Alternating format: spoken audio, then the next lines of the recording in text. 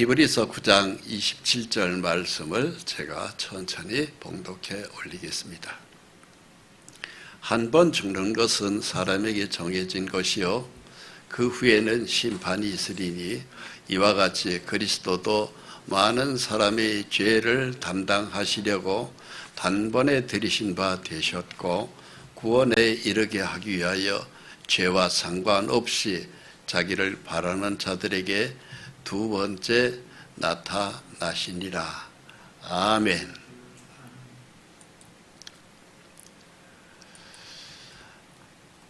한 번 죽는 건 사람에게 정해졌다고 되어 있습니다. 누구나 한 번은 죽어요.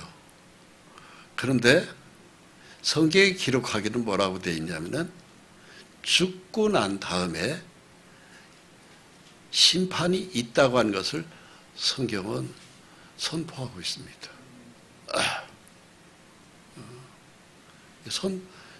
죽고 난 다음에 끝이 아니라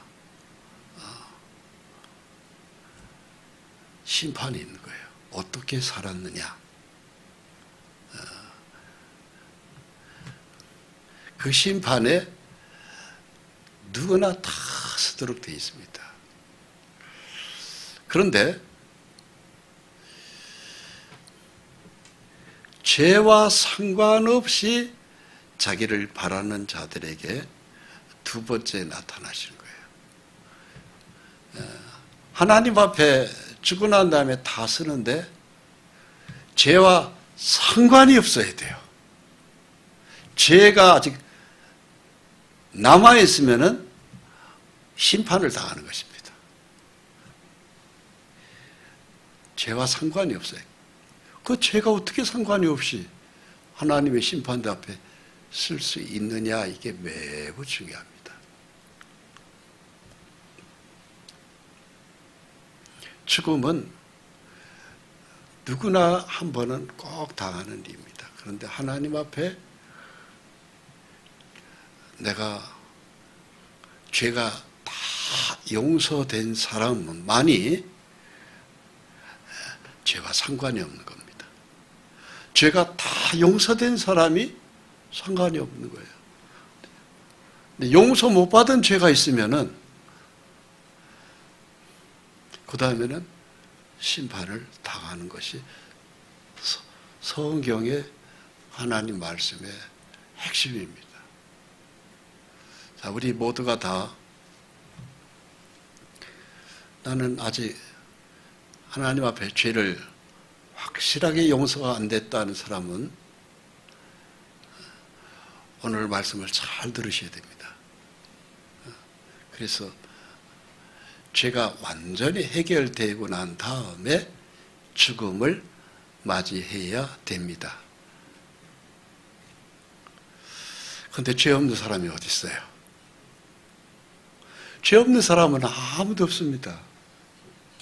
누구든지 이 인류 역사 가운데 죄 없는 사람 있으면 나와보라고 했어요. 단 한 명도 없습니다.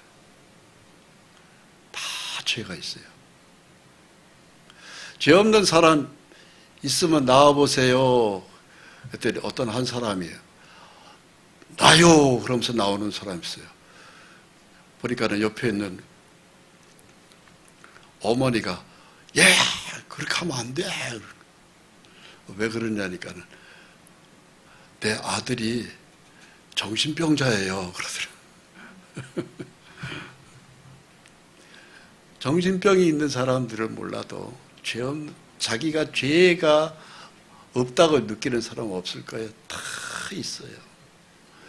큰 죄든 작은 죄든 고의를 지은 죄든 어떻게 하다 보니까는 얼떨결에 지은 죄든 사람마다 다 죄가 있도록 되어 있습니다.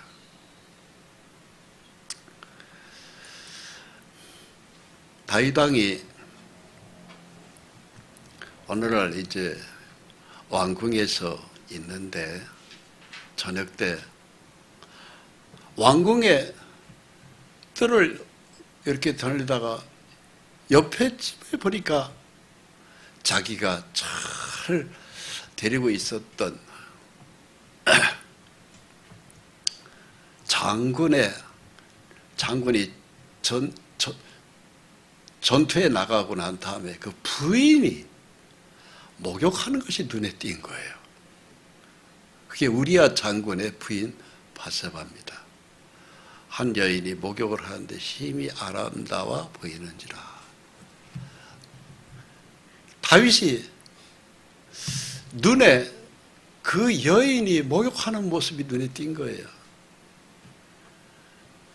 그래서 밑에 있는 신하를 시켜서 저 여자가 누구냐 물어보니까 우리아 장군의 아내입니다. 바세바입니다. 예쁜 거예요. 이런 유혹이 사람마다 다 있습니다. 이거 없는 사람 없습니다. 근데 그거 유혹을 이기느냐 못 이기느냐에 따라 가지고 죄가 생기기도 하고 죄를 짓지도 않는 거예요. 바세바 우리아 장군의 아내냐? 아이고 그 장군이 지금 전쟁 나가가지고 전쟁 중인데 아이고 저런 아름다운 아내를 데리고 있구나. 이상한 마음이 생겼어도 그것을 절제했어야 되는데 다윗이 그 아내를 데려오라고 했어요. 그리고 난 다음에 데리고 와서 동침했습니다. 그리고 그 여자는 집으로 돌아갔어요.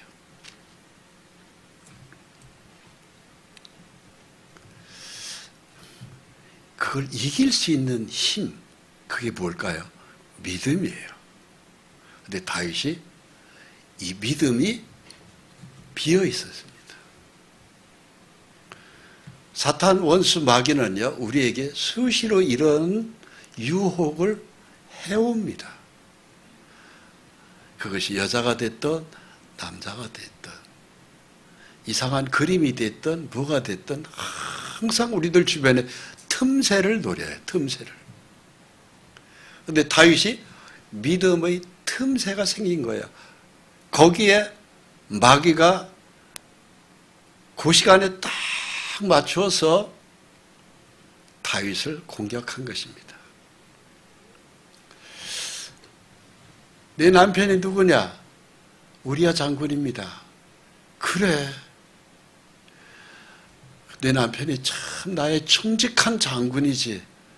아, 훌륭한 남편을 두었다. 어서 가거라. 이렇게 해서 믿음을 이겼어야 되는데 다윗이 그 여인을 장군의 부인인 줄 알면서 건드린 거예요. 그런데 하나님은 그걸 넘기지 않습니다. 딱 한 번의 하룻밤의 관계가 임신이 되어버린 거예요. 그 여인이 임신함에 하나님은 죄를 절대로 그냥 넘기는 일이 없습니다. 그리고 임신을 시켜버린 거예요. 임신을 누가 시켜요? 임신이 그 내가 하고 싶다고 해서 임신이 됩니까? 하나님이 시켜버린 거예요. 절대로 못 넘깁니다. 그 여인이 임신함에 사람을 보내 다윗에게 말하여 이르되 내가 임신하였나이다. 그 여인의 몸에 아기가 생긴 거예요. 그리고 난 다음에 이 여인이 왕한테 얘기한 거예요. 왕이여, 내가 임신했습니다. 큰일 난 거예요. 왜? 자기 남편 우리아 장군은 전쟁터에 나가 있거든요. 일선 휴전선을 그야말로 지키는 장군이란 말입니다. 집에 왔다 간지도 않았는데 자기가 임신을 했으니 이 여인으로서는 보통 큰일이 아닌 것이죠. 그래서 다윗이 그 죄를 지었을 때 어떻게 하느냐가 또 굉장히 중요합니다. 하나님, 내가 큰 죄를 졌습니다. 죄를 자백하고 회개했어야 되는데 자백이 안 된 거예요. 회개가 안 된 거예요. 그냥 넘긴 거예요. 아무 일 없겠거니 하고 그냥 넘어간 겁니다. 다윗이. 다윗도 그랬고 밧세바 그 여인도 그랬고 별일 없는 줄 알았어요. 내 뱃속에서 아기는 자라고 있는 겁니다. 다윗이 큰일 났습니다. 다윗에게는 23명의 아주 훌륭한 장군들이 있었어요. 그 장군의 아내를 건드린 거예요. 다윗이 정치력에 문제가 생긴 것입니다. 그런데 벌써 아기는 생겼고 어떡합니까? 다윗이 회개를 안 하고서는 밑에 있는 전령을 시켜서 전쟁터에 나가 있는 우리야 장군을 급히 들어오라고 해라. 그러니까 전갈이 쭉 가가지고서는 우리야 장군이 급히 왕이 들어오라고 한다. 들어왔어요. 보자마자 전세는 어떻게 됐느냐, 싸움은 어떻게 됐느냐, 우리가 이기고 있느냐 지고 있느냐, 적군의 숫자는 어떻느냐 등등을 묻다가 됐다, 그동안 고생했다, 너 집에 가서 네 안식구도 있고 하니까는 집에 가서 특별 휴가로 가서 쉬거라. 그래서는 그 장군을 보냈어요. 그런데 그 장군이 집으로 안 가는 거예요. 갈 줄 알았는데 안 가. 자기 꾀대로 뭐가 돌아가지를 않는 거예요. 그래서 그 이튿날 어제 집에 가서 잘 잤느냐? 아니요, 안 갔습니다. 왜 안 갔느냐? 제 동료 군인들과 부하들이 전쟁터에서 지금 죽어가고 있는데 제가 집에 가서 잠잘 수가 없었습니다. 전우들을 생각해서 못 갔습니다. 그런 거예요. 하나님 앞에 우리의 모든 꾀를 다 동원해도 통하지가 않는 겁니다. 하나님이 중요한 것은 실수할 수 있어요. 사람은 실수할 수 있는데 그 실수할 수 있는 걸 즉시 회개했었어야 돼요. 하나님, 내가 이러한 죄를 실수했습니다. 자복합니다. 믿음으로 이기지 못하면 실수했으면 자복하고 회개했어야 돼요. 그런데 다윗은 그렇게 안 하고 꾀를 부린 거예요. 그게 통하지가 않는 거예요. 하나님이 그 우리야 장군의 마음에 집에 들어가서 자지 않으려고 하는 마음을 넣어버린 거예요. 하나님이. 그런 마음을 넣는 게 하나님이십니다. 그 이튿날 오늘 저녁에 술 한잔 해야 되겠다. 우리야 장군 이리 와라. 그래서는 우리야 장군한테 잔뜩 술을 먹였습니다. 그리고 난 다음에 오늘은 네 집에 가서 꼭 자거라. 그러고서 보냈어요. 갈 줄 알았습니다. 또 안 간 거예요. 아무리 술을 먹여도 안 가는 거예요. 그 이튿날 왜 안 갔느냐?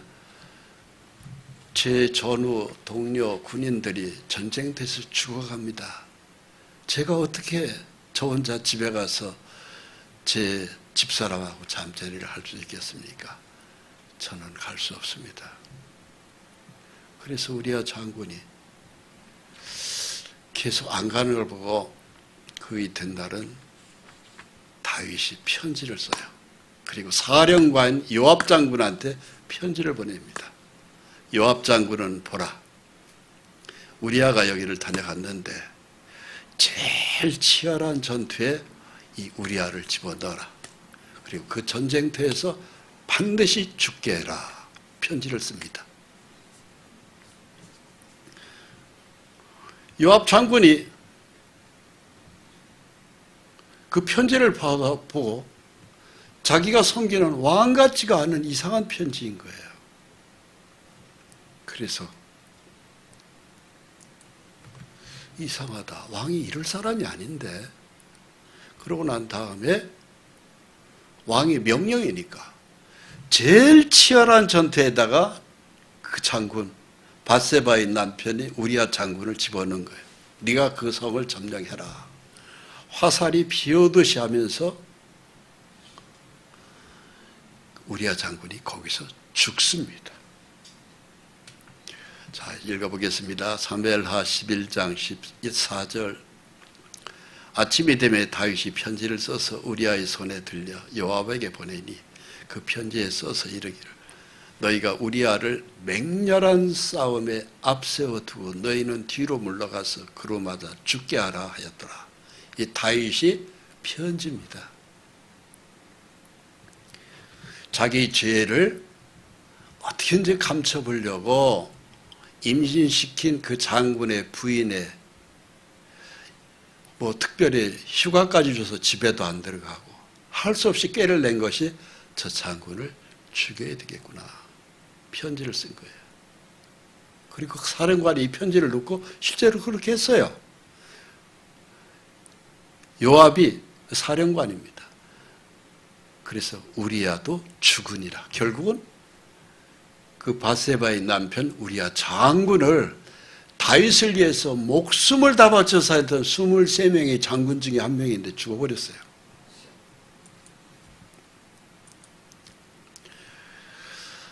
사람에게는요, 이런 죄의 유혹이 우리에게 항상 있습니다. 이와 비슷한 유혹도 많습니다. 그런데 이 죄의 유혹의 순간에 우리가 어떻게 대처하느냐 하는 것을 하나님은 우리의 중심을 살피는 분이에요. 그리고 믿음을 가진 사람은 나는 내 아내가 여럿 있는데 이때 다윗이 아내가 몇이 있었습니다. 그랬는데도 이 여자를 건드린 거예요. 믿음이 없는 사람은 믿음의 틈새가 많아요. 이 실수가 있어요. 그런데 모든 사람이 이런 실수를 할 수 있어요. 그래서 이 여인을 범했고 가정을 파괴시켰고 뿐만이 아니고 그 남편인 우리아를 전쟁터에서 죽였습니다. 그래서 엄청난 시험을 틈새를 이기지 못하고 결국은 살인죄까지 저질렀어요. 이게 그냥 넘어가면 참 좋은데 하나님의 종이 다윗에게 다가옵니다. 왕이여, 당신이 아주 몹쓸 짓을 저질렀습니다. 하나님은 이 모든 것을 다 하시고 당신을 이제 심판할 것입니다. 그랬어요.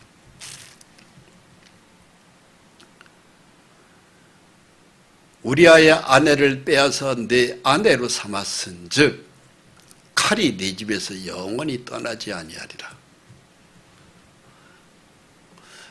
네 죄를 자백하지 않고 회개하지 않고 그냥 넘어갈 줄 알았지.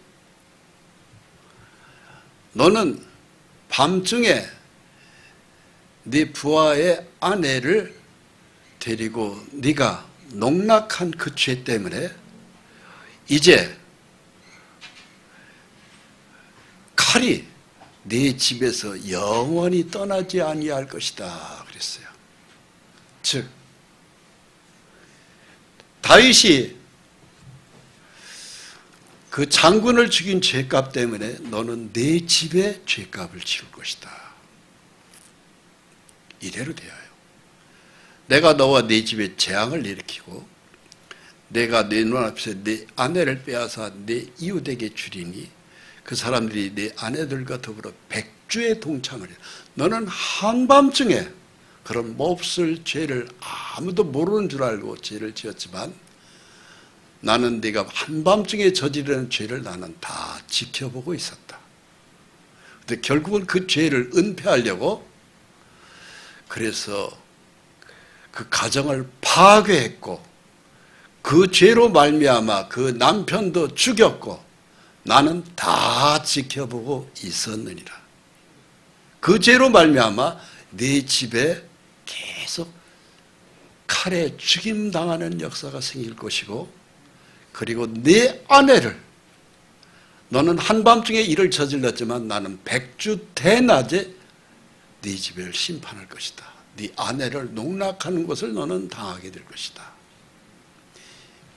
이것이 나단 선지자가 하나님께 받아서 다윗에게 말한 그대로 됐어요. 갈라디아서 6장 7절에 이런 말씀이 있어요. 사람이 무엇으로 심든지 그대로 거두리라. 중요한 건요, 우리 스스로를 속이지 말라는 거예요. 그래서 우리는 실수할 수 있어요. 다윗과 같은 실수를 할 수도 있고, 그와 유사한 죄를 실수도 할 수 있고, 우리는 그냥 다 넘어갈 것 같이 살아요. 다 그렇게 살으니까 나도 그렇게 해도 넘길 줄 알고 살아가요. 그리고 한다는 얘기가 술 한잔 먹으면서 다 그렇게 살아 뭐. 그러고서는 넘깁니다. 하나님은 넘겨지지가 않는 거예요. 하나님은 다 지켜보고 실수했으면 뉘우치고 하나님 앞에서 죄를 자백하고 회개하라는 것입니다. 그래야 해결이 되는데 이걸 그냥 넘기는, 그것을 넘기는 것이 우리 인생사예요. 그래서 하나님은 회개 안 했을 때는 네가 무엇을 심든지 심은 그대로 너는 거둘 것이다. 그래서 다윗 집안에 그대로 됐어요. 첫째, 임신했던 그 밧세바, 그 부인의 애가 죽습니다. 태어나자 얼마 되지 않아서 죽어버려요. 그리고 뿐만이 아닙니다. 그 아들이, 다윗의 아들이 압살롬이라는 아들이 있어요. 반역을 일으켜서 아버지를 왕의 자리에서 내쫓아버립니다. 얼마나 무서웠으면요, 그 반역이 다윗 왕이 막 맨발로 도망쳤다고 되어 있어요.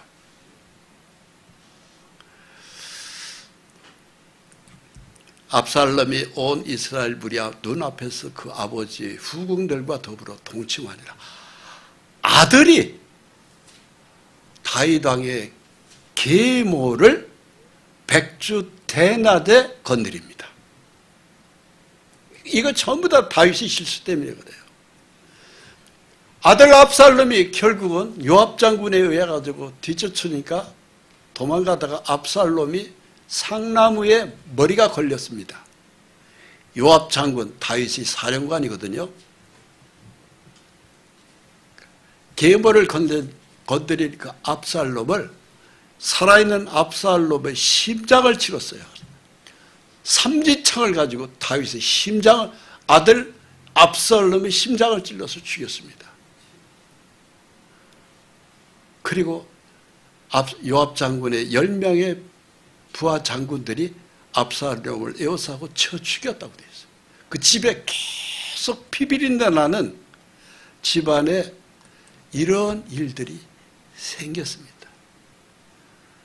다윗의 장군의 부인을 건드린 것 때문에 거기서 임신된 아이가 죽었고, 계속 죽음의 역사가 나타나는 그 집안에 압살롬의 반역에 의해서 다윗은 버선발로 도망갔고,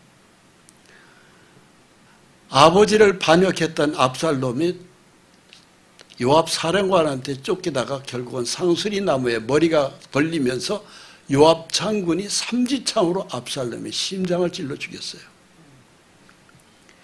집안의 이런 모든 일들이 절대로 우연이 아니라는 거예요. 이 다윗의 집안만 뿐만 아니고 우리 모두의 집안 얘기예요. 세상의 문화가 그러니까는 나도 그렇게 죄를 지어도 그냥 넘어갈 줄 알아요, 사람들이. 아니요. 그 죄 때문에 내가 사고가 할 수 있고, 누가 죽을 수 있고, 병들 수 있고, 그리고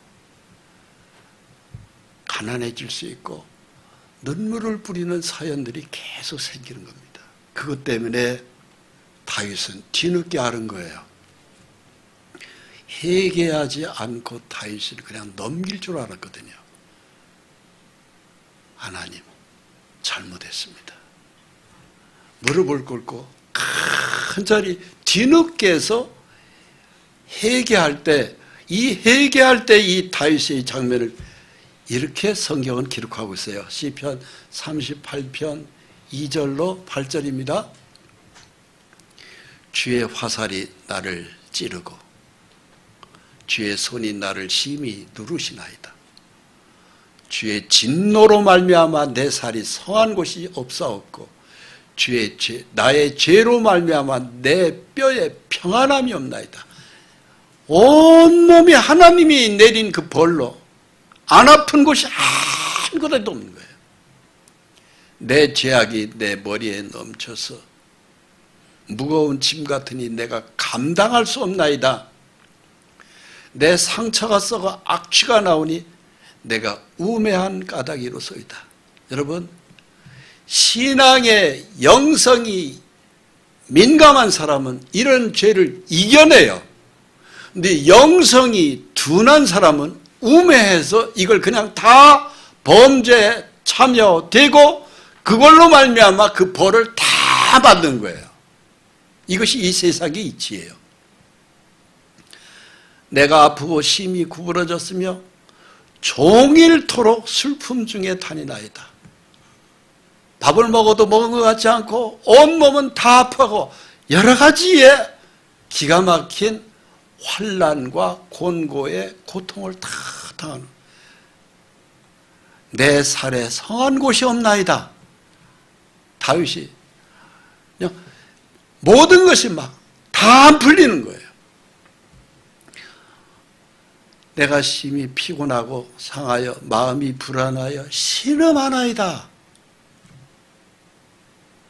숨을 쉬어도 기쁨의 유쾌한 쉼이 아니에요. 눈을 뜨면 왜 오늘은 또 무슨 일이 벌어질라는 불안과 염려와 두려움이 계속 있는 거예요. 내 심장이 떼고 내 기력이 쇠하고 내 눈의 빛도 나를 떠난다이다. 눈의 빛에 생기가 사라지는 이런 고통을 시편 38편 2절에 8절까지를 다윗은 기록하고 있어요. 그런데 이것이 다윗 한 사람의 얘기가 아니고 우리 모두의 얘기예요. 그래서 우리는 실수할 수 있어요. 세상 문화가 그렇기 때문에. 그런데 그것을 그냥 다 그렇게 살아가는 거야 하면서 넘길 일이 아닙니다. 그런 실수가 왔을 때에는 우리는 자세를 바꿔야 됩니다. 이제 하나님을 찾는 사람. 하나님, 내가 뭘 잘못했습니까? 회개합니다. 가르쳐 주세요. 그리고 하나님 앞에 중요한 것은 회개입니다. 시편 51편 17절에 하나님이 구하시는 제사는 상한 심령이라. 하나님이여 상하고 통회하는 마음을 주께서 멸시하지 아니하시리이다. 하나님이 원하는 기도는 누구나 다 실수할 수 있어요. 그런데 그것을 회개하고 통회해야 돼요. 뉘우쳐야 돼요. 잘못했음을 하나님 앞에 자백해야 돼요. 그러면은 이런 화가 오질 않아요. 그냥 넘어갑니다. 왜? 하나님께서 이미 은혜를 베푸십니다. 용서의 은혜를 베푸신다는 거죠. 시편 32편 3절에 내가 입을 열지 아니할 때 종일 신음함으로 내 뼈가 쇠하였도다. 그 수많은 고통을 다 당하면서 우리에게 당하는 그 고통들이 있잖아요. 가난의 고통도 고통입니다. 누가 죽는 것도 고통입니다. 중병에 앓는 것도 고통입니다. 사고 나는 것도 고통입니다. 누구한테 돈을 빌려줬는데 그것을 받지 못하는 것도 고통입니다. 여러 가지의 그 수많은 고통은 모든 것이 죄와 관련이 있어요. 그래서 그것 때문에 우리는 종일 신음하면서 사는 거예요. 주의 손이 주야로 나를 누르시오리. 내 진액이 빠져서 여름 가뭄에 마름같이 되었나이다. 내가 이르기를 내 허물을 하나님께 자백하리라. 주께 내 죄를 아뢰고 내 죄악을 숨기지 아니하였더니. 자, 문제는요, 다윗이 수많은 고통을 당하고 하나님 앞에 자백하기로 마음을 먹습니다. 왜? 그전에는 이 죄를 죄로 여기지 않았었거든요. 그런데 이 죄 때문에 내가 이렇게 고통을 당하는구나 하고 하나님 앞에 죄를 자복하기로 했어요. 하나님, 여차여차해서 밤늦은 시간에 왕궁 위를 걷다가 어느 여인이 이웃집에서 목욕하는 장면을 보고 그 여인을 데려다가 제가 큰 실수를 했습니다. 하나님, 너무너무 잘못했습니다. 그 가정을 파괴했습니다. 거기서 회개하지 않고 그의 남편 우리아까지도 그 장군을 심한 전쟁의 싸움터에 내보내서 그를 죽이기까지 한 살인죄를 지었습니다. 간음죄를 지었습니다. 살인죄를 지었습니다. 가정을 파괴했습니다. 하나님, 잘못했습니다.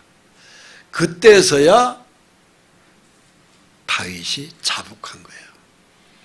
그러면서 자기 죄를 다 숨기지 않고 하나님 앞에 아뢰었다고 됐어요. 그거 하나님이 뒤늦게서 은혜 베푸셨습니다. 주께서 내 죄악을 사하셨나이다. 하나님의 솔직한 자백의 기도를 하나님이 용서를 베푸시는 거예요. 할렐루야. 이 자백과 용서의 말씀이 다윗을 살린 겁니다. 그래서 다윗은 행복한 인생으로 돌아서요. 자백하지 않았으면 행복을 맛보지 못했습니다. 이것에 대하여 다윗이 이것을 기록하고 있어요. 로마서 4장 6절에 일한 것이 없이. 다윗이 가만히 생각해보니까 자기가 하나님 앞에 아무것도 하나님을 기쁘게 한 일이 전혀 없는 사람이에요. 못된 짓만 한 거예요. 그래서 일을 한 것이 나는 아무것도 없다. 일만 오히려 저지른 거예요. 하나님 앞에서 부끄럽게. 그런데 하나님께 의로 여기심을 받는 사람의 복에 대하여 다윗이 말했다. 일만 저질렀는데 하나님은 그 나의 자백의 기도를, 회개의 기도를 들으시고 나는 내 의의 사람으로 나는 너를 여기겠다. 엄청난 죄를 지었는데 네가 자백하는 것을 나는 덮어 용서한다. 이것이 의로 여기는 하나님의 은혜입니다. 그것에 대해 다윗이 복을 받았다고, 행복하더라 이거죠. 그러니까 하나님은 우리가 죄를 지어서 그 죄를 가지고서는 숨기려고 하는 것을 하나님 원치 않아요. 그 죄를 가지고 자백했을 때 용서를 베푸시는 하나님이 행복하신, 우리의 행복을 하나님이 주시는 분입니다. 그러면서 불법의 사함을 받고 죄가 가리워짐을 받는 사람들은 복이 있고, 주께서 그 죄를 인정하지 아니하실 사람은 복이 있도다 함과 같으니라. 로마서 4장 6절입니다. 다 죄가 있어요. 그 죄가 큰 죄든 작은 죄든 가지가지 죄든, 큰 죄도 있지만 작은 소소한 죄, 마음으로도 짓는 죄가 사람이 얼마나 많은지 모릅니다. 죄 없는 사람은 한 사람도 없어요. 그런데 그 죄를 가지고 자백하고 그때그때 하나님 앞에 내가 이런 실수를 했습니다. 이런 마음을 품었습니다. 부끄럽습니다. 하나님 자백합니다. 그때 누구한테 심한 말을 했습니다. 회개합니다. 누구한테 성질 냈습니다. 누구한테 거짓말했습니다. 이런 크고 작은 수많은 죄를 가지고 하나님 앞에서 자백했을 때 하나님은 용서하십니다. 할렐루야. 아멘. 그래서 용서받은 다윗이 나는 행복한 사람이다 하는 거예요. 그래서 신앙은요, 이 행복을 계속 누려가면서 사는 것이 신앙입니다. 다윗이 나이가 많아졌습니다. 늙었어요. 계속 다윗의 나라는 강해졌습니다. 여러 나라를 치면 전쟁에서 승리를 계속했습니다. 늙은 나이에 몸에 이제 추워요.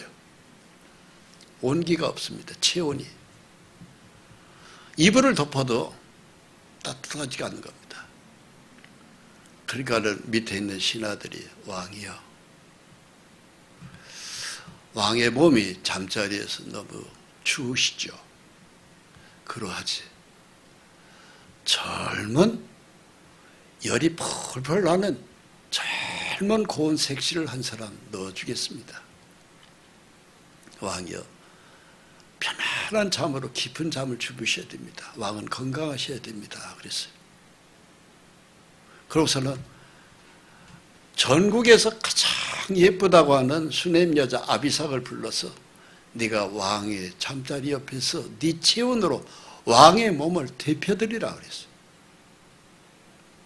그래서 아비삭이 다윗 왕이 잠잘 때 그 옆에 그 이불을 덮고 한 이불 속에 잤습니다.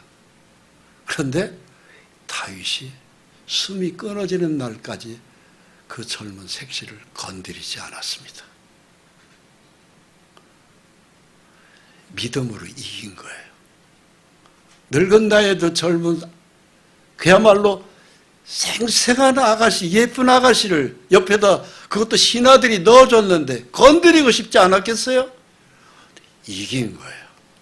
건들지 않았다고 돼 있어요. 믿음이 이기게 하는 겁니다. 믿음이 죄를 이기는 거예요. 믿음이 없으면은 틈새를 타고 마귀가 죄의 함정 속에다 우리를 집어넣고 그걸로 말미암아 수많은 가지가지의 아픔의 눈물의 사연들이 기가 막히게 펼쳐지는데 다윗의 노년은 믿음으로 이긴 거예요. 열왕기상 1장 1절로 4절입니다.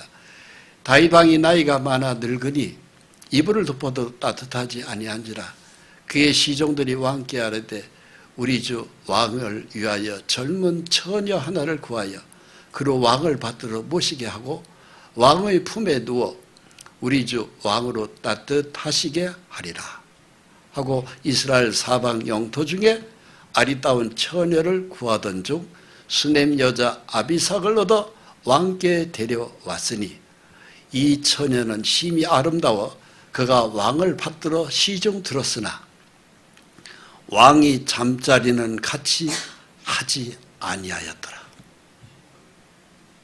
신하들이 전국에서 제일 예쁜 젊은 아가씨를 왕의 침소에다 넣어줬어요. 믿음이 성숙한 다윗은 그 여자아이를 건들지 않았습니다. 이게 멋있는 거예요. 믿음의 승리예요. 그런데 이 성숙한 믿음이 되기까지 우리는 수없이 자빠지고 넘어지고 자빠지고 넘어지고 실패하고 그것 때문에 절망감에 빠져서 눈물을 흘립니다. 행복의 기준은 바로 무엇입니까?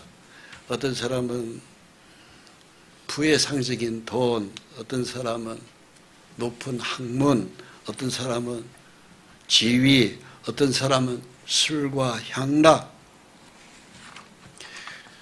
등등을 얘기하는데 진짜 행복은 믿음으로 죄를 이기는 거예요. 그리고 설령 실수를 했다 하더라도 자백했을 때 하나님은 그때 우리의 죄를 용서하시는 것입니다. 그 용서를 주님은 우리에게 영원히 용서의 은혜를 베푸시는 하는 분입니다. 다윗은 양치는 목동의 어린 시절에서 인생이 출발되었어요. 목동이었습니다. 지위로는 왕의 자리까지 올라갔어요. 가장 높은 곳자리 올라갔습니다. 그런데 가난했을 때에는 오히려 다윗은요 범죄하지 않았어요. 그런데 높은 자리에 있을 때 다윗은 간음죄를 지었고 살인죄를 지었고 잘 나갈 때가 중요합니다. 풍부할 때가 굉장히 조심해야 됩니다. 시간이 많을 때가 더 위험합니다. 오히려 가난하고 궁핍했을 때는 오직 믿음 하나로만 이길 수 있어요. 그런데 여유가 있으면 사람이 실수해요. 그렇습니다. 붙들고 사는 건 다 하나예요. 나는 길이요 진리요 생명이라고 한 예수 그리스도. 어떤 위기에서도 예수님의 십자가를 바라보셔야 돼요. 그러면은 예수의 십자가만 딱 들고 나서면 마귀는, 우리의 믿음이 틈새가 있어도 마귀는 바로 코앞에까지 왔다가도 도망가는 것이 마귀입니다. 그래서 이상한 생각이 든다, 이상한 어떤 그 달콤한 유혹이 있다, 예수의 이름으로 명하니 떠나가라 이 더러운 것아, 그러면은 귀신이 떠나가요. 아멘. 할렐루야. 아멘. 네, 십자가가 결국은 승리입니다. 한 번 죽는 것은 사람에게 정한 것이요 그 외에는 심판이 있습니다. 이 모든 죄의 심판을 주님은 영원히 우리에게 용서하셨어요. 이제 이 주님을 저와 여러분들은 만나야 됩니다. 요한계시록 1장 7절에 보면 이런 말씀이 있습니다. 볼지어다 그가 구름을 타고 오시리라. 각 사람이 눈이 그를 보겠고 그를 찌른 자도 볼 것이요 땅에 있는 모든 족속이 그로 말미암아 애국하리니 그러하리라. 아멘. 예수님 이 땅에 다시 오십니다. 지난번에 오셨던 예수님은 우리의 죄를 다 십자가에서 해결해 주러 오셨어요. 믿었느냐 안 믿었느냐, 믿고 난 다음에는 이제 다시 오십니다. 주님은 다시 오시는 그 주님은 우리의 믿었느냐 안 믿었느냐를 가지고, 우리를 가지고 심판대에서 옆에서 우리를 살피셔요. 다시 오시는 주님은 구름을 타고 오십니다. 다시 오시는 이 주님을 누가 보았느냐 하면 예수님의 12 제자 중에서 요한이 보고 요한계시록을 기록했어요. 내가 볼 때에 그의 발 앞에 엎드려져 죽은 자 같이 되었다는 것은 다시 오시는 예수님은 심판주로 왕으로 오시는 거예요. 위엄이 있고 옆에는 천군 천사를 동행하시는 겁니다. 천사들이 확 둘러싸고 예수님이 오셔요. 너무 그 장엄한 광경에 예수님의 12 제자 중에서 가장 사랑을 많이 받은 제자가 요한이거든요. 예수님이 무릎팍에 앉아서 빵을 먹었던 사람이 요한이에요. 그렇게 예수님이 12 제자 중에서 제일 많이 사랑했던 제자가 요한입니다.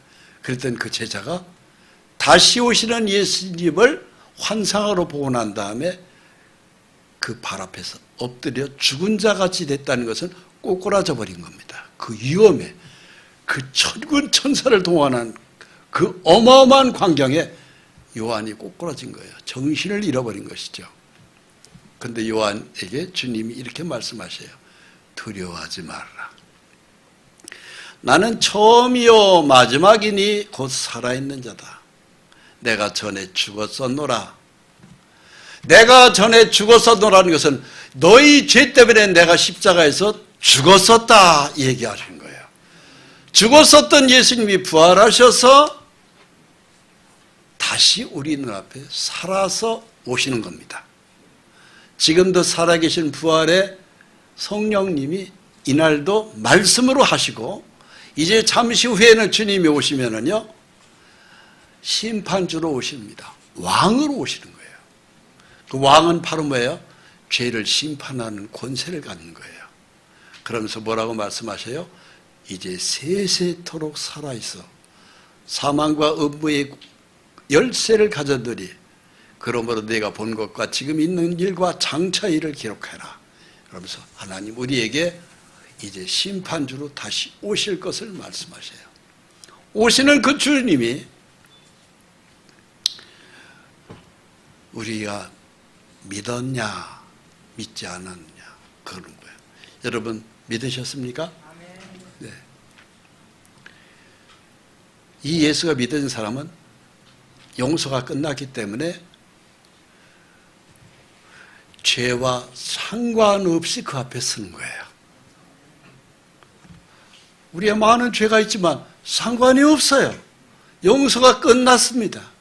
십자가가 바로 그것입니다. 그래서 죄와 상관없이 그 앞에 두 번째 나타나시리라 하고 있어요. 할렐루야. 그 예수님은 우리에게 요구하십니다. 어떻게? 이제는 성령을 따라서 살아. 갈라디아서 5장 16절이에요. 내가 이르노니 너희는 성령을 따라서 행하라. 성령은 바로 뭐예요? 진리의 말씀을 따라서 살아라 이거예요. 그리하면 육체의 욕심을 이루지 아니하리라. 여러분, 제일 위험한 게 바로 먼저 죄의 온상이 어딘 줄 아세요? 우리 육체의 육체. 우리의 육체의 근성이 죄로 그냥 바글바글합니다. 어떤 사람은 저한테 그래요. 그 사람의 집안의 유전자가 그 죄가 아버지가 어머니가 이렇게 유전자가 내려온, 그 말도 틀린 말은 아닙니다만 우리의 죄의 유전자는 육체 속에 누구로부터 시작됐냐면 에덴 동산에서 아담서부터 시작된 거예요. 아담이 뿌린 죄의 유전자가 우리의 몸 속에 그것이 쫙 내려오고 있는 것입니다. 이 육체의 정욕을 어떻게 이길 거예요? 뭘로 이길 거예요? 딱 한 가지 길이 있어요. 성령을 따라서 행하는 것입니다. 이 성령을 따라서 행한다는 게 말씀을 따라서 행하는 거예요. 이 성령의 하나님은 어디 계시냐면 교회 위에 머물러 계세요. 오늘도 말씀으로. 육체의 소욕은 성령을 거스리고 성령은 육체를 거스리라니 이 둘이 서로 대적함으로 너희가 원하는 것을 하지 못하게 하려 함이라. 너희가 만일 성령의 인도하시는 바가 되면 율법 아래에 있지 아니하리라. 우리는 율법 속에 갇히는 사람이 아니에요. 우리는 은혜 속에 갇힌 사람. 십자가 보혈의 은혜, 용서의 사랑을 받았기 때문에 이제는 죄의 노예가 되지 않겠다. 죄의 어떤 유혹이 오더라도 이겨낼 힘이 있는 거예요. 이겨낼 힘이 성령님에게 있습니다. 우리는 성령에 붙잡힌 바 되어서 살면은 죄를 이길 수가 있는 것입니다. 우리는 태어나서부터 어린 시절이 있고 학교 다니던 시절이 있고 연애하던 시절이 있고 잘 나가면서 자가용 타고 다니면서 떵떵거리는 시절, 사람의 일생이 이렇게 죄의 그래프를 그릴 수 있어요. 제가 이것을 이렇게 생각해보면서 이런 그림이 나오더라고요. 그런데 어느 날 시점이 되면은 우리가 예수를 믿게 돼요. 믿고 난 다음에는 죄를 줄여야 되는데 이 죄가 줄어드는 힘이 어디서 나오냐면 성령을 따라서 살을 때에 죄가 줄어들어요. 성령을 따라서 살지 않으면 죄는 계속 올라갑니다. 성령의 말씀을 따라서 살을 때 죄가 확 줄어들고 죄를 줄일 수 있는 힘이 성령을 따라서 말씀을 따라서 쫓아서 살을 때 이 죄가 줄어듭니다. 꼭 그렇더라고요.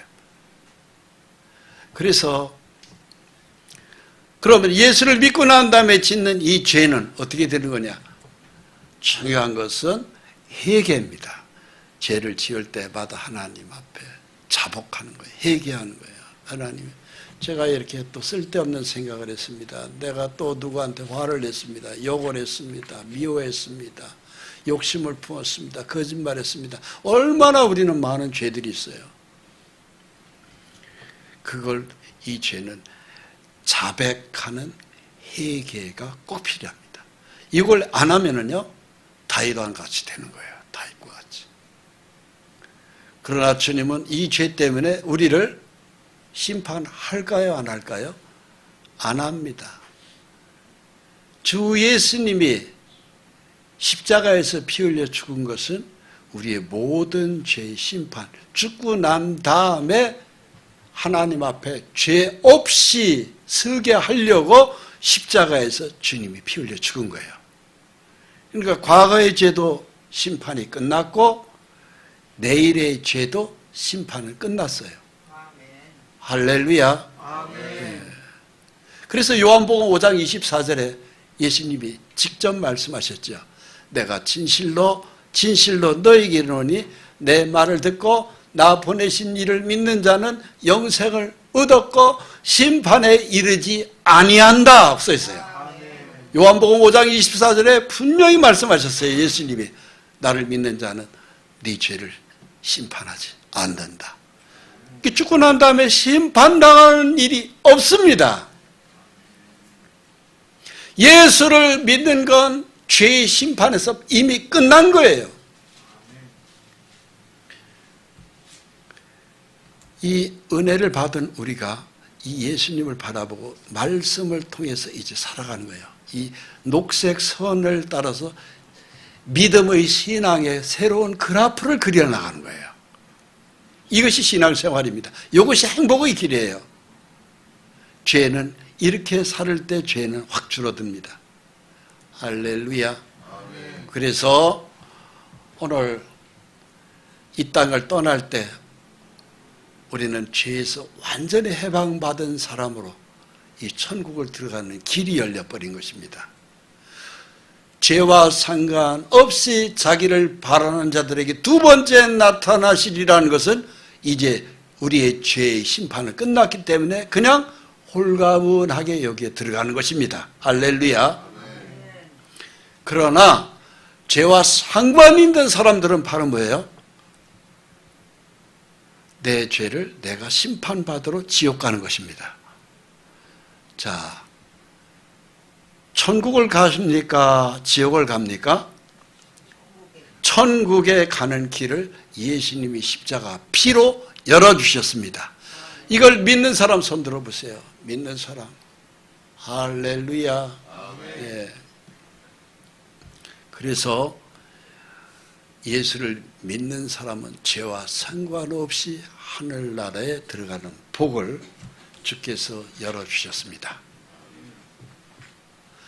한 번 죽는 것은 사람에게 정한 것이요. 그 후에는 심판이 있으리라 하고 주께서 말씀하셨어요. 심판이 우리에게는 없습니다. 예수의 피가 우리의 죄의 심판을 다 끝냈기 때문에 그렇습니다. 그 다음에 짓는 죄는 자백만 하면 돼요. 자백을 하나님 앞에서 자백하고 그 죄를 짓지 않는 믿음의 신앙생활이 우리를 밝은 길로 인도하십니다. 그렇게 살아갈 때 내 몸속에 있는 붙어있는 더러운 귀신들이 떨어져 나가요. 실제로 떨어져 나갑니다. 그래서 건강해질 수 있고 얼굴도 더 확 필 수 있고 인생이 즐겁고 기쁘고 그렇게 되어 있습니다. 할렐루야. 그래서 죄 때문에 이제 웅크리고 살 필요가 없는 놀라운 축복을 우리는 오늘도 유쾌하게 누립니다. 기도하겠습니다. 많은 사람들이 아버지 하나님, 행복의 기준이 무엇인지 좌우를 분별하지 못하고 살합니다. 부의상적인 돈을 많이 가지면 행복할 줄 압니다만 돈으로 말미암은 비극도 굉장히 크고 큽니다. 지식은 쌓으면 쌓을수록 몸만 피곤하다고 주께서 말씀하신 대로 지식에 또한 모든 것이 우리에게 행복을 주어주지 못합니다. 술과 향락도 마찬가지입니다. 오직 예수의 십자가 피가 우리의 모든 죄를 해결하셨고 또 이날도 주님 우리가 죄를 자복했을 때 은혜로서 우리에게 또 하나님 믿음의 축복 속에서 죄를 사함을 주시는 것을 감사드립니다. 참된 행복의 길을 오늘도 걸어가면서 성령이 주시는 은혜 가운데서 오늘도 풍성한 은혜를 더 많은 사람들에게 나눠주기 원합니다. 우리 죄를 위해서 해결해 주신 예수의 십자가가 우리의 전부입니다. 영원한 속죄에 감사드리고 오늘도 믿음으로 남은 모든 날들을 승리할 수 있도록 우리 모두를 축복해 주시옵소서. 예수 그리스도 이름으로 기도합니다. 아멘.